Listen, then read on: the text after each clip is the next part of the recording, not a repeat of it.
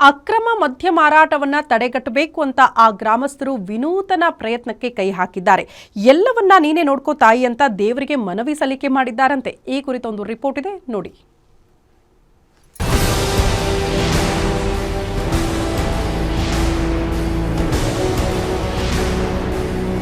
ಚಿಕ್ಕಮಗಳೂರು ಜಿಲ್ಲೆಯ ಮೂಡಿಗೆರೆ ತಾಲೂಕಿನ ಹೊಸಕೆರೆ ಗ್ರಾಮದಲ್ಲಿ ಅಚ್ಚುಕಟ್ಟಾದ ಜೀವನ ಸಾಗಿಸ್ತಾ ಅನ್ಯೋನ್ಯವಾಗಿ ಇದ್ದ ಜನರನ್ನ ಅಕ್ರಮ ಮದ್ಯ ಮಾರಾಟ ನಿದ್ದೆಗೆಡಿಸಿದೆ. ಕುಡಿತಕ್ಕೆ ಕೆಲ ಯುವಕರು ದಾಸರಾಗಿದ್ದಾರೆ. ಅಲ್ಲದೆ ಈ ಬಗ್ಗೆ ಅಧಿಕಾರಿಗಳಿಗೆ ಮಾಹಿತಿ ನೀಡಿದ್ರೂ ಯಾವುದೇ ಪ್ರಯೋಜನ ಆಗಿಲ್ಲ ಎಂದು ಗ್ರಾಮಸ್ಥರು ಅಳಲನ್ನ ತೋಡಿಕೊಂಡಿದ್ದಾರೆ.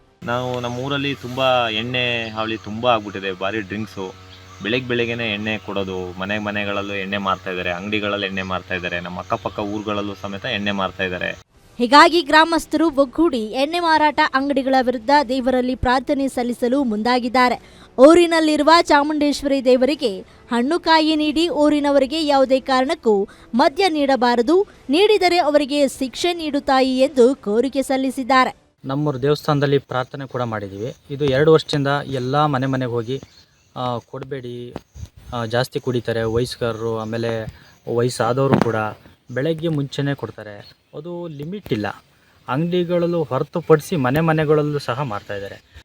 ದೇವರ ಮೊರೆ ಹೋಗಿರುವ ಗ್ರಾಮಸ್ಥರ ಕೋರಿಕೆ ಈಡೇರಲಿ, ಅಕ್ರಮ ಮದ್ಯ ಮಾರಾಟಕ್ಕೆ ಕಡಿವಾಣ ಹಾಕಲಿ ಎಂಬುದೇ ನಮ್ಮ ಆಶಯ. ಭರತ್ ಬೆಟ್ಟದ ಮನೆ, ಗ್ಯಾರಂಟಿ ನ್ಯೂಸ್, ಚಿಕ್ಕಮಗಳೂರು.